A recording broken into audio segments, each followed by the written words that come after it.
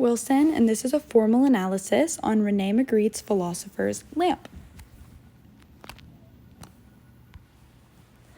So obviously this is a picture of Rene Magritte, and a little background information. He was a Belgian surrealist artist. He was well known for his unique styles of art where the images would have many hidden messages that would change one's perception of reality. He attended an art school in Brussels and would learn there to give everyday objects more personality, life, and meaning, which obviously he did in many of his art. In 1912, his mother actually sadly committed suicide by drowning herself in a river. He saw the body being retrieved from the river, and it caused much trauma for him, as one can imagine.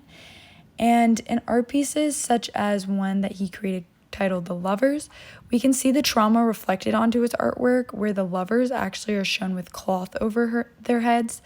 And when they found his mother in the river, she actually had the cloth of her dress trapped over her head. So we can see many real-life symbolism in his artwork. So this specific piece of artwork that he created, called the Philosopher's Lamp, it was created in 1936, and it depicts a piece of artwork that falls under the category of surrealism. The dimensions of this piece are 12 inches by 17 inches, and the media would be oil on canvas. The candle coil represents knowledge, and the inquisitive thoughts are represented by the nose and the man that's smoking. Also, the candle, almost like a light bulb of knowledge. The nose is portrayed like a noodle or an elephant trunk, depending on how one sees it. And it's seen as dipping into or falling into the pipe that the man is smoking, and this would also depict a smoking addiction. The subject also has a very sad look in his eyes, and it gets the audience analyzing the painting and feeling sympathetic with him. So elements of design would be that space is used very proportionally in this picture.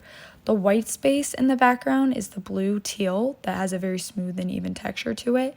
And the candle on the left of the painting and the man on the right of the painting are very well balanced within it, and they show even proportionality.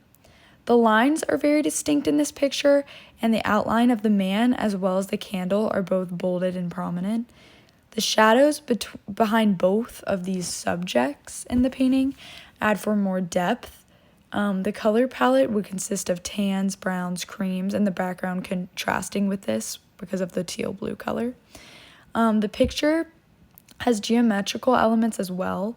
The man's body would be seen as a rectangle almost, the head is a circle, and the candle could be seen as like a skinny rectangle. So for principles of design, the emphasis of this painting would be on the candle. The candle has laws of shading and shadowing around it as well as around the flame. There's a light color circle around the flame of the candle to show that it's lighting up. The man and his elephant-like trunk also have great emphasis, and they have dark contour lines around it that are very eye-catching. The contrast of the blue background to the neutral color palette of the artwork is effective, as the smooth blue background contrasts with the rather melancholy painting. So with a darker background, I believe maybe the audience would have felt more sadness, but with this brighter blue, it contrasts more with the painting. The repetitions of browns and creams are prominent in this piece of art, playing a big part in the painting, as it is a rather downcast painting, and in the darker, sadder colors come more into play. So thank you for listening, and I hope you learned something.